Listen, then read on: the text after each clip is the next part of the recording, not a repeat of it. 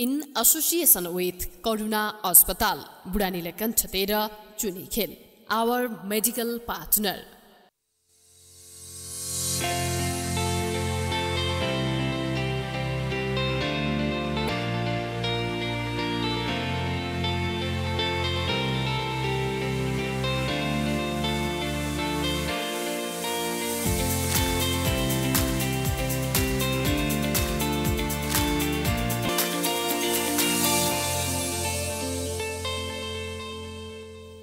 कार्यक्रम प्रसंग एक सवाल अनेक को आजको श्रृंखलामा यहाँहरूलाई हार्दिक स्वागत अभिवादन गर्दछु म एलपी शर्मा। दर्शकबिन संसदको दुवै सदनले पास पारित गरिसकेर नागरिकता विधेयक राष्ट्रपतिकोमा पुगेको छ, तर राष्ट्रपतिबाट प्रमाणीकरण हुन सकेको छैन। दिनदिनै केही न केही राजनीतिक पार्टीका व्यक्तिहरू र केही समूहहरू राष्ट्रपति कहाँ गएर भेटघाट गरेर यसलाई फिर्ता पठाउनुपर्छ, प्रमाणीकरण गर्नु हुँदैन भन्ने किसिमका कुराहरू पनि मन्त्रणाहरू पनि गर्दै गरेको बाहिर सुन्नमा आउँछ। यो नागरिकता विधेयकले कमसे कम पनि 5 लाख 6 लाख नागरिकहरू जुन नागरिकताबाट वञ्चित थिए त्यो वञ्चितीकरणबाट मुक्त भएको भन्ने कुरा सुन्नमा आउँछ र पनि यो राजनीतिक एउटा फन्डा बन्दैछ। अब सरकारले चुनावको घोषणा गरिसकेको छ प्रदेश र प्रतिनिधि सभाको लागि मङ्सिर 4 गते। त्यसपछि राजनीतिक पार्टीहरू गठबन्धन लगायत अन्य विषयमा आफ्नो तयारीहरूलाई केन्द्रित गर्दै अगाडि बढेको स्थिति अवस्था छ। यो चुनावमा विभिन्न पार्टीहरूको के कस्तो पर्फर्मेन्स देखा पर्छ यस सम्बन्धमा पनि हामीले आज चर्चा परिचर्चा गर्छौँ। जसपा छ, लोसपा छ, यी मधेस केन्द्रित दलहरू उहाँहरूसँग पनि हामीले बसेर कुराकानी गर्नका लागि आज हामीसँग एक विशिष्ट अतिथि हुनुहुन्छ डाक्टर सुरेन्द्र झा। उहाँ एक राजनीतिक विश्लेषक हुनुहुन्छ र लोसपाका एक नेता पनि हुनुहुन्छ। अब हामी कुनै विलम्ब नगरी उहाँलाई यस कार्यक्रममा हार्दिक स्वागत गरौँ। स्वागत छ डाक्टर साहब कार्यक्रममा। धन्यवाद। अब डाक्टर साहब हाम्रो अन्तर्संवादको ढोका यसैबाट खोलौँ कि मैले ओपनिङमा छोटो कुरा मैले गरेँ, दुवै सदनबाट पास पारित भइसकेर पनि त्यो राष्ट्रपति कहाँ गएर यो नागरिकता विधेयक अड्केको छ।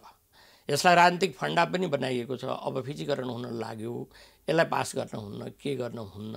अब यो सब कुराहरू किन आउँछ र यस्तो बाहिर? यो दुर्भाग्यपूर्ण अवस्था छ। खास गरिकन हाम्रो सार्वभौम संसदले तल्लो सदन माथिल्लो सदन राष्ट्रिय सभाले यसलाई पारित गरिसकेको छ।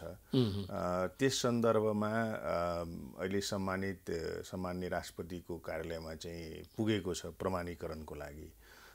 जति संवैधानिक जुन अधिकारको परिकल्पना गरिएको छ त्यसमा चाहिँ हामीले रतिभर पनि शङ्का उपशङ्का गर्ने ठाउँ छैन। सम्मान्य महामहिम महोदया राष्ट्रपतिज्यूबाट यो अविलम्ब नगरिकन यो छिट्टै चाहिँ नै प्रमाणीकरण हुन्छ भन्ने कुरामा म पूर्ण विश्वस्त छु।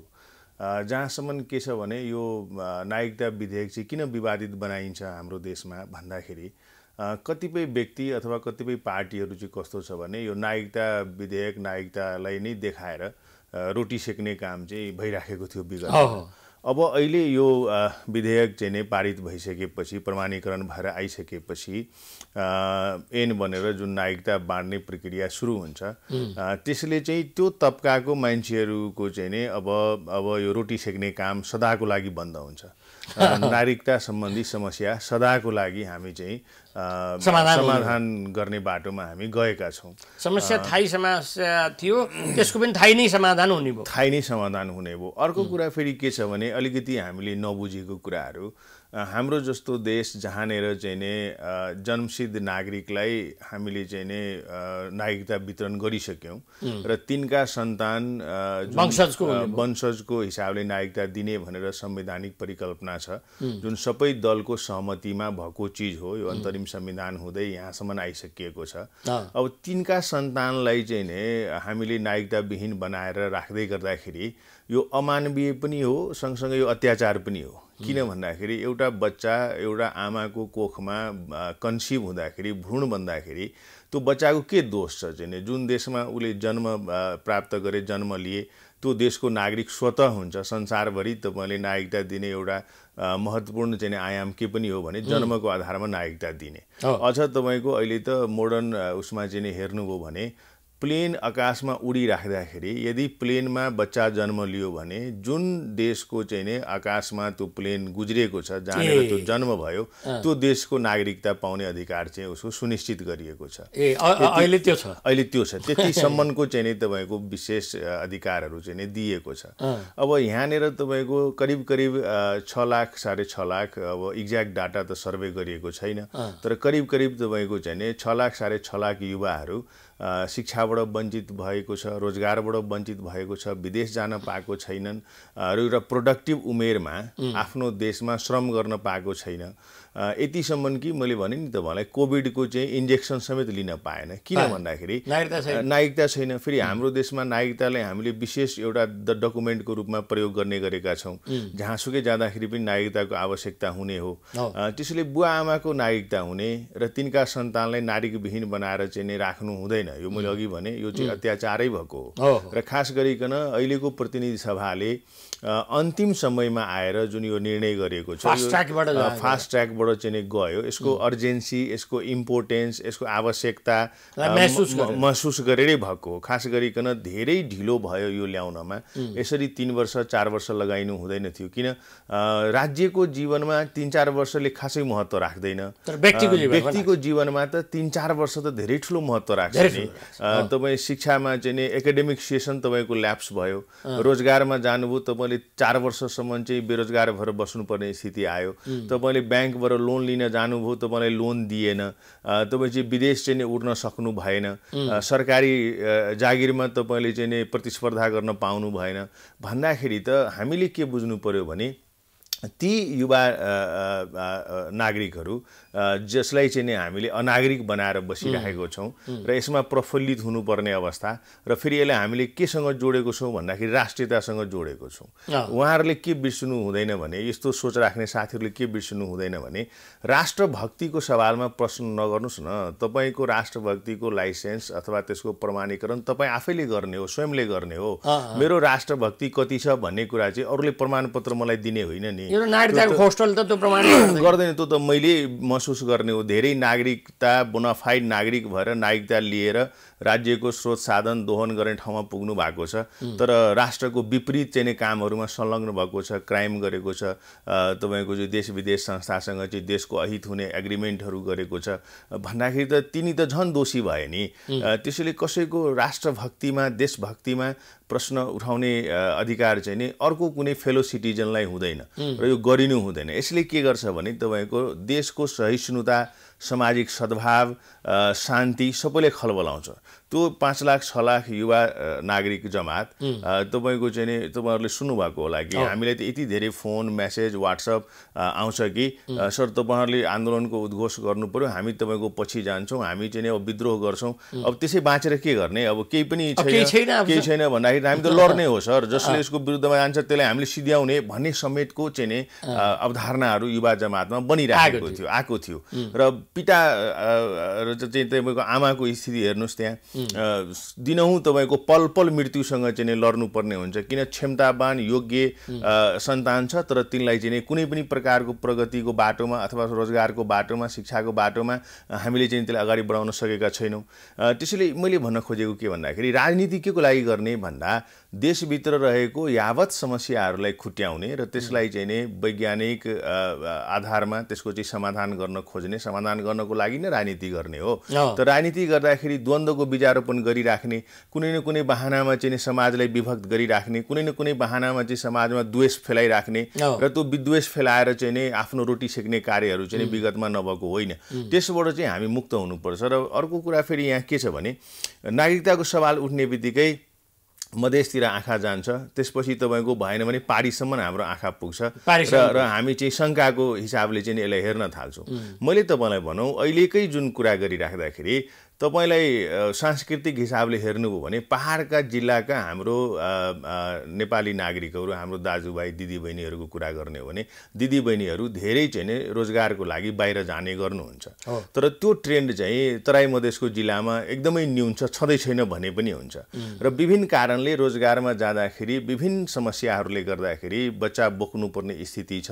त्यसपछि त्यो बच्चाको पिताजीको नाम भन्न सक्ने अवस्थामा आमा छैन, विवश छ, विभिन्न कारणले, सामाजिक कारण कारणले गर्दाखेरि र त्यो बच्चा चाहिँ जन्म भइसक्यो तिनलाई चाहिँ हामीले अनागरिक बनाएर राख्ने कुरा चाहिँ कतिसम्म जायज कुरा हो भन्ने पनि हामीले हेर्नु पर्यो।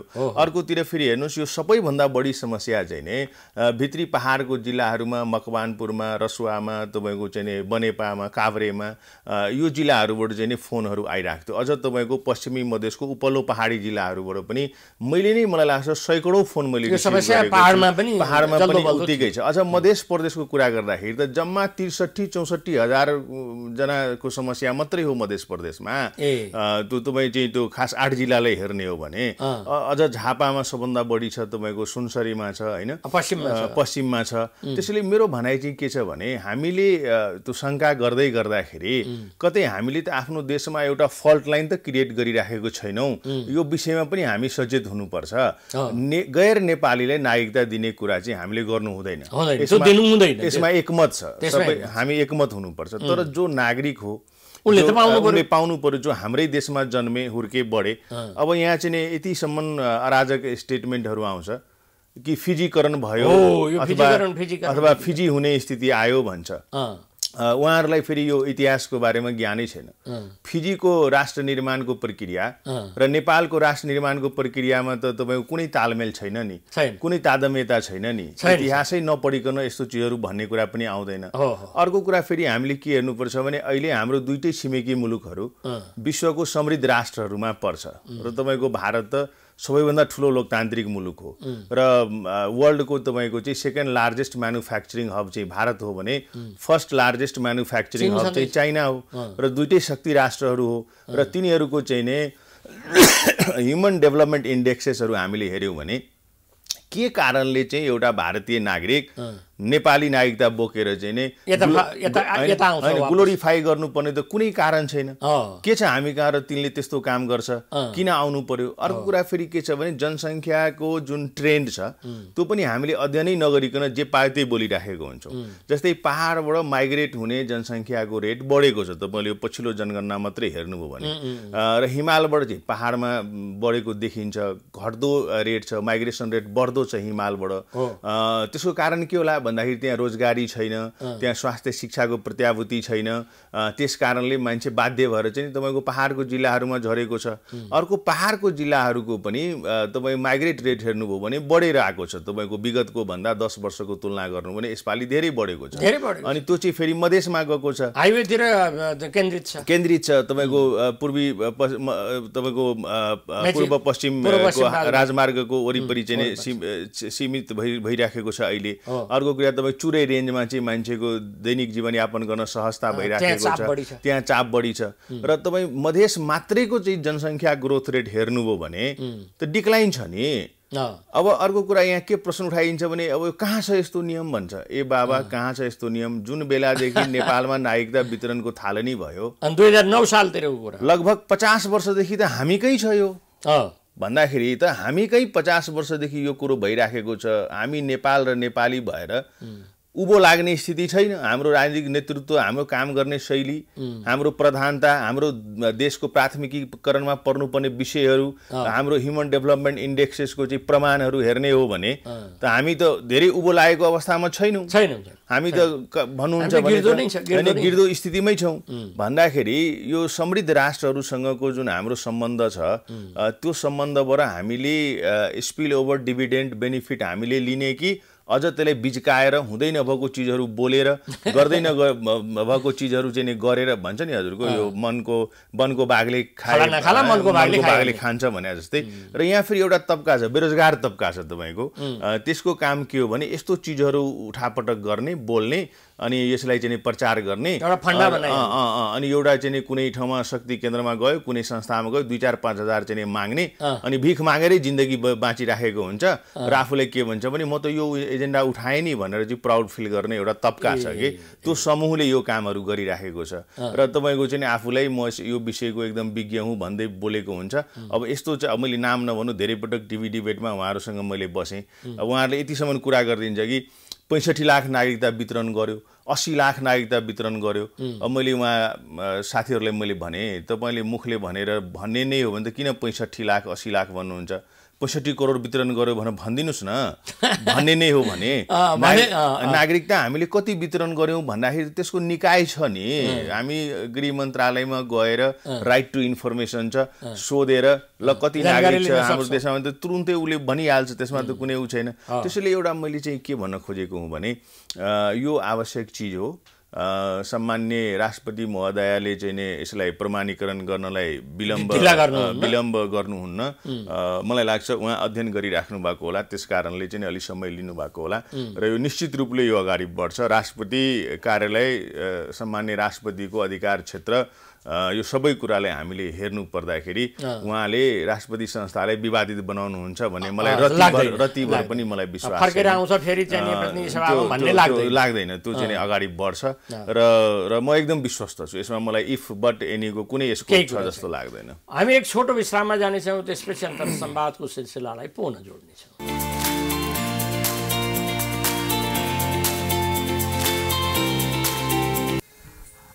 आदरणीय नवनिर्वाचित जनप्रतिनिधिज्यूहरूमा म बसन्त कुँवरको तर्फबाट नमस्कार। यो लागु औषध ड्रग्सको समस्या एकदमै द्रुत गतिले बढिरहेछ। हरेक पालिकाहरूमा यो समस्या बढेकै देखिन्छ, घटेको देखिन्न। यदि यसलाई हामीले नियन्त्रण गर्न सकेन भने आउने दिनमा अपराध, घरायसी हिंसा र रोगले हामीलाई सताउनेछ। यसलाई रोकथाम गर्नको लागि मैले लागु औषध रोकथाम अभियान भनेर यो एउटा विशेष एनजिओज मार्फत यहाँहरूको पालिकामा प्रस्तावना बुझाएको छु। मेरो निवेदन छ यहाँहरूले यो नीति तथा कार्यक्रममा सो कार्यक्रम राखी आफ्नो पालिकालाई लागु औषध मुक्त बनाउनु होला। नमस्कार। इन एसोसिएसन विथ करुणा अस्पताल बुढानीले कण्ठतेर चुनिखेल आवर मेडिकल पार्टनर।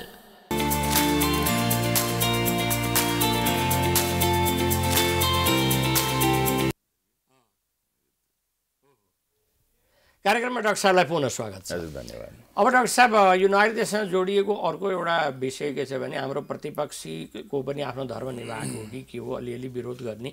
अब यहाँ भीम रावलले त कडा विरोधमै उत्रनु भएको छ, उतापट्टि केपी शर्मा ओलीले पनि यही कन्टेन्ट यही नै हो। अब त्यो चाहिँ अध्यादेशबाट ल्याउनु भएको थियो, सर्वोच्चले मात्रै अध्यादेशबाट नगर भनेर रोक लगाएको स्थिति थियो।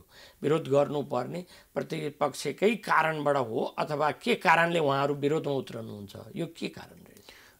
दुर्भाग्यपूर्ण अवस्था छ। हेर्नुहोस्, मलाई यदि भन्नुहुन्छ भने अब भीम रावलजीबारे त म धेरै टिप्पणी गर्न चाहन्न। उहाँ गृहमन्त्री हुँदाखेरि पनि यस्तै अनाप शनाप कामहरू गर्नुभयो उहाँले, र अहिले उहाँले के लाग्छ भने यो हुटिट्याउले आकाश थेगा जस्तै मैले नै नेपाललाई चाहिँ थेकिराखेको छु, मै मात्रै हुँ भन्ने उहाँले लागेको छ। एउटा अराजक शैलीमा उहाँ प्रस्तुत हुनुभएको छ। Within the party, outside the party, issues of party, non issues of the party, inside outside सबैतिर। त्यसैले उहाँको एउटा अब त्यो स्खलित मनोविज्ञान हो। उहाँ चाहिँ नै अलि समस्यामा हुनुहुन्छ जस्तो मलाई लाग्छ। त्यसैले उहाँको व्यक्तिको कुरा चाहिँ मैले गर्नु भएन। जहाँसम्म नेकपा एमालेको सन्दर्भलाई यहाँले जोड्नुभयो, यो महत्त्वपूर्ण विषय हो। नेपालको राजनीतिमा एउटा दुर्भाग्य के छ भने तपाईँ सत्ताको नेतृत्व गरिरहँदाखेरि यो कुरा एउटा हुन्छ, एक प्रकारले चाहिँ नि तपाईँले इस्युजहरूको बारेमा दृष्टिकोण बनाउनुहुन्छ र सत्ताबाट बाहिर जाने बित्तिकै त्यो दृष्टिकोण फरक भइहाल्छ। त्यही इस्युजको बारेमा तपाईँको दृष्टिकोण चाहिँ बदलिँदो रहेछ र फरक हुँदो रहेछ भन्दाखेरि त हिजो सञ्चार जगतहरू थिएन, नागरिकहरू एडुकेटेड थिएन, मान्छेहरू चाहिँ त्यति सूचनामा एक्सेस थिएन, त्यसले केही भए पनि काम गर्थ्यो। तर आज त त्यो गलपासो हुँदो रहेछ। जस्तै म तपाईँलाई भनौँ, केपी शर्मा ओलीजीलाई उहाँ सरकारमा हुँदाखेरि मधेस आन्दोलनको मुद्दाहरूलाई सम्बोधन गर्न अग्रसरता लिनुभयो र उहाँसँग हाम्रो सहकार्य भयो। तत्कालीन लोकतान्त्रिक समाजवादी पार्टी अथवा जसपा भनौँ, उहाँको सत्तालाई हामीले 5 महिना टिकायौँ, भर्थे गऱ्यौँ, बैशाखी दियौँ। र त्यति बेला चाहिँ हामी नभएको भए उहाँलाई त उहाँकै पार्टीको उहाँकै दौतरीहरूलाई त गलत्याएर निकालिसकेको होइन। अनि त्यति बेलामा चाहिँ उहाँले नागरिकता सम्बन्धी अध्यादेश जारी गर्दाखेरि एकमतले सबै पार्टीका शीर्ष सबै नेताहरूले त्यसलाई चाहिँ स्वागत गर्ने र अहिले त्यही विषय चाहिँ नै यो सत्ता गठबन्धनले ल्याउँदाखेरि कन्टेन्ट त्यही हो, केही फरक छैन, केही पनि फरक छैन भन्दाखेरि त त्यो विरोध गर्ने चाहिँ नै त्यो मसिनो स्वर भए पनि जुन विरोध भएको छ त्यो दुर्भाग्यपूर्ण हो नि त। दुर्भाग्यपूर्ण हो सर, होइन। अब यहाँ अब नागरिकताको सिलसिलामा नजिकका मेरा साथीहरू पनि वैवाहिक अङ्गीकृत नागरिकताको बारेमा चाहिँ नि कुरा उठाउँछन्। यस्तो भयो, अब त्यसको त कुरा उठेकै छैन। 9 सालमा भनेको नागरिकता ऐन 70 वर्ष भयो। अब यो त उतापट्टि भारततिरबाट छिमेकी राष्ट्रबाट विवाह गरेर ल्याएको भोलिपल्टैदेखि चाहिँ नि अब प्रक्रिया सुरु गर्न सकिन्छ नागरिकताको लागि। अहिलेसम्म त त्यताबाट विदेशबाट भनौँ भारतबाट यहाँ आउनेहरूबाट नेपालको शासन व्यवस्थामा कतै पनि हस्तक्षेप के कुनै किसिमको चाहिँ नि प्रभुत्व भएन। अबको दिनमा कसरी हुन्छ होला र भन्ने एक थरी छन्। अर्को अब सिद्धि जम्मै चाहिँ नि विदेशीलाई दिने कुरा हो। अब अङ्गीकृतको यस्तो भयो, वैवाहिक अङ्गीकृतको भनेर त्यहाँ पनि विरोध छ। अब यो वैवाहिक अङ्गीकृत बारे सरको धारणा के हो? यस्तो छ, यो हेर्नुहोस्, केही कुराहरू हामीले नबुझेर यो चिजहरूलाई अतिरञ्जित ढङ्गले हामीले उठाउने गरेका हुन्छौँ। अघि यहाँले भन्नुभएको जस्तै नेपालमा जहिलेदेखि नागरिकता वितरण गर्ने प्रक्रिया थालिने भयो, हाम्रै देशमा त 60 वर्षदेखि त यो भइराखेकै प्रक्रियाको यसैको निरन्तरता हो। अर्को कुरा तपाईँको हामीले यत्रो संविधान सभाको निर्वाचन गऱ्यौँ, अन्तरिम संविधान चाहिँ हामीले बनायौँ र त्यसमा चाहिँ साझा मत सबै पार्टीहरूको एकमत भएर यसलाई चाहिँ हामीले निरन्तरता दिने कुराहरूलाई अगाडि बढायौँ भने 60 वर्षदेखि चलिआएको चलन र चाहिँ त्यो प्रक्रियालाई हामीले चाहिँ नि हल्ट गर्नुपर्ने, रोक्नुपर्ने कारणहरू चाहिँ नि के छ भनेर त्यसमा चाहिँ बहस छलफल अनुसन्धान हुन जरुरी छ। यो प्रक्रियाले नै हाम्रो राष्ट्र देश सबैलाई खतरा भयो। यो विगत 60 वर्षको चाहिँ अनुभवले हामीलाई यदि त्यो कुरोको चाहिँ नि महसुस गराउँछ भने यसमा परिवर्तन हुन आवश्यक छ। त्यतातिर छलफल चाहिँ नि हामीले अगाडि बढाउन सक्नु पर्थ्यो, त्यो देखिँदैन। अर्कोतिर फेरि तपाईँको के छ भने धेरै साथीलाई अनुभव छैन, यो ज्ञान छैन। नेपाल भनेको सन्धि अनुबन्धित देश हो। आज जसलाई हामीले मोडर्न नेपाल भन्दैछौँ, यो आधुनिक नेपाल निर्माण गर्दाखेरि सबै ठाउँमा तपाईँको विजेता र विजितको सम्बन्ध छैन। कतिपय भूभाग हाम्रो नेपालमा यसकारणले गाँसियो कि त्यहाँनिर चाहिँ सन्धि भयो र सन्धि हुँदाखेरि चाहिँ त्यो चिजलाई हामीले मान्यौँ। त्यसपछि आजको आधुनिक नेपाल निर्माण भएको र अङ्ग्रेजहरूसँगकै सन्धिको कुरा गर्दाखेरि सुगौली सन्धिकै तपाईँले चाहिँ नजिर हेर्नुभयो भने त्यहाँ प्रष्ट एउटा क्लज चाहिँ के लेखेको छ भने जुन सन्धिबाट जुन भूभाग जुन नेपालमा गाँसियो त्यहाँ चाहिँ प्रष्ट के भनिएको छ भने त्यो भूभागमा बस्ने नागरिकहरूको धार्मिक, सांस्कृतिक, आर्थिक, सामाजिक कुराहरूमा हस्तक्षेप हुँदैन, कुनै पनि सरकारले त्यसलाई हस्तक्षेप गर्दैन भनेर उल्लेखै गरेको क्लज हो। र अर्को कुरा हामीले के बिर्सनु भएन भने हाम्रो जुन तराई मधेसको चाहिँ नि जुन भूभाग छ त्यो भूभागको कुरा गर्दाखेरि मिथिला सभ्यता, अवध सभ्यता, भोजपुरा सभ्यता, कोचिला सभ्यता, शाक्य सभ्यता, यिनीहरू चाहिँ तपाईँको समृद्ध सभ्यताहरू हो। र यो समृद्ध सभ्यताहरूको चाहिँ नि त्यो थाप थलो त्यसको चाहिँ अधिकार क्षेत्र अथवा चाहिँ तपाईँको भू अवस्थिति हेर्नुभयो भने 1/3 हाम्रो देशमा छ भने 2/3 चाहिँ भारतको 4वटा प्रदेशहरूमा छ। बिहारमा, उत्तर प्रदेशमा, उत्तराखण्डमा, तपाईँको बङ्गालमा भने अब 2/3 उतातिर छ भन्दाखेरि त्यो सन्धि अनुबन्धित देशमा हामी छौँ भन्ने कुरो हामी बिर्सिदिने। हाम्रो चाहिँ धार्मिक, पारिवारिक, जातीय सबै सम्बन्ध चाहिँ उतातिर छ भन्ने कुरो हामीले बिर्सिदिने। अनि त्यसपछि हामीले अङ्कुश लगाउने काम गर्दाखेरि त धेरै रबरलाई तान्नु भने त चुडिन्छ नि त, होइन? त्यो चाहिँ यो कस्तो छ भने बुझ्दै नबुझेकाहरू जसले यो महेन्द्रमाला पढेर हुर्के नि तिनीहरूले चाहिँ बढी चाहिँ हाउगुजी फिजाउने काम गर्दो रहेछ। तिनलाई थाहै छैन यो महेन्द्रमाला लेख्ने, भाडाको टट्टु ल्याएर लेख्न लगाउने मान्छेहरूले चाहिँ नेपाल बनाएको होइन। नेपाल बनाउन चाहिँ धेरै फ्याक्टरले काम गरेको छ र यसको चाहिँ नि तपाईँको मोडर्न इतिहास मात्रै हेर्नुहुन्छ भने पनि 265 वर्षको मोडर्न इतिहास छ हाम्रो देशको। त्यसैले यो कुरो नबुझ्नेहरूले पनि यी विषयहरूलाई चाहिँ उत्थान गरिएको छ। अब हाम्रो बुझाइ फेरि के छ भने आजको तपाईँ जियो पोलिटिकल अवस्था र नेपालको रिलेसनसिप हेर्नुभयो भने हामीले त सारा विश्वले माया गर्छ नेपालीलाई र हाम्रो सम्बन्ध त 43-44 वटा देशसँग चाहिँ दौत्री सम्बन्ध चाहिँ वर्षौँको भइसक्यो भने भारतबाटै बिहा बिहा गरेर नेपालमा आउँछ भन्ने सोच्नु पनि त मूर्खता हो। बिहा गरेरै आउने कुरा हो भने त लन्डनबाट पनि आउला, अमेरिकाबाट पनि आउला, हङकङबाट पनि आउला, ब्रुनाई होइन ब्रुनाईतिरबाट खालि भारतको कुरा मात्रै हामीले गर्दो रहेछौँ भन्दाखेरि त यो खास भारतीय नागरिक अथवा भारतकै चेलीबेटीको सन्दर्भमा यो विषय त उठेको होइन, यो त अन्य ठाउँबाट पनि आउन सक्छ। त्यसैले हाम्रो अलिकति जुन यो सोच्ने जुन दायरा छ नि त्यसलाई अलिकति फरासिलो बनाउनु पर्यो। भारतबाट बिहा गरेर आउनेहरूबाट यहाँ नेपालमा कुनै समस्या भएको, अतिक्रमण भएको केही पनि छैन। अझ तपाईँलाई मैले भनौँ आज राष्ट्रियताको परिभाषा के हो भने where there is economic security त्यहाँ मात्रै तपाईँको राष्ट्रियता प्रिभेल गर्छ। हाम्रै देशको स्थिति हेर्नुहोस् न तपाईँ, छोराछोरी चाहिँ पिआर पाउनलाई तपाईँको चाहिँ पास के भन्छ हजुरको चाहिँ त्यो ग्रिन कार्ड पाउनलाई तपाईँको चाहिँ नि होइन एकदम लाइन लागेको छ। उपल्लो श्रेणीको 20% नागरिक, चाहे त्यो पोलिटिकल सेक्टर्सको होस्, आर्मी डिफेन्सको होस्, प्रहरीको होस्, ब्युरोक्रेसीको होस्, सबैको छोराछोरी बुहारी सबै चाहिँ तपाईँको विदेशमा बस्ने, अरू देशको नागरिकता बोक्ने, पिआर बोक्ने, ग्रिन कार्ड बोक्ने, अनि नेपालमा दिवाली मनाउने, यहाँ अकुत सम्पत्ति भ्रष्टाचार गरेर हुन्डीबाट छोराछोरीले त्यहाँ पठाउने, त्यहाँ गएर व्हाइट मनी बनाएर नेपाल लिएर आउने। अनि यी फटाहरूले चाहिँ नि तपाईँको नेपालको चाहिँ एकदम माया लाग्छ यिनीहरूलाई, अनि एकदम चिन्ता व्यक्त गर्दछ र तपाईँको चाहिँ एउटा हाउगुजी फिजाउने काम गरेको छ। यी डुप्लिकेट नेपालीहरू हो। हाम्रो नागरिकता बोकेर हाम्रो वंशजको नागरिक भएर 4 पुस्ता 3 पुस्ताको इतिहास भएको मान्छेहरूले आज तपाईँको चाहिँ यो देशमा चाहिँ सबै अराजकता फैलाएको छ, भ्रष्टाचारको सिमाना आएको छ, शक्ति दोहन गरेको छ, राज्य सत्तामाथि कब्जा जमाएको छ, हालिमुहाली गरेको छ। र तिनले फेरि के गर्दैछ भने हामी जस्तो चाहिँ नागरिकहरू जसको 17 पुस्ताको इतिहास छ, राजा जनक चाहिँ राष्ट्रिय विभूति हुने, जानकी चाहिँ राष्ट्रिय विभूति हुने, गौतम बुद्ध चाहिँ राष्ट्रिय विभूति हुने, तर तिनी चाहिँ आफ्नै राजा थिए, आफ्नै राज्यको थियो, उनीहरूको नागरिक आफै थिए। आज सीताको छोराछोरीहरूले नागरिकता माग्न आयो भने दिने कि नदिने, गौतम बुद्धको छोराले राहुलले नागरिकता माग्न आयो भने दिने कि नदिने भन्दाखेरि यिनीहरूले के गरेछ भने यो डुप्लिकेट नेपालीहरू जो चाहिँ आफै भन्छ मेरो थाप थलो चाहिँ राजस्थानबाट आए, म पौडी गाउँबाट आएँ, म चाहिँ तपाईँको उसबाट कुमाऊबाट आएँ, गढवालबाट आएँ, इतिहास लेखाउँदाखेरि चाहिँ त्यो कुरा लेखाउँछ।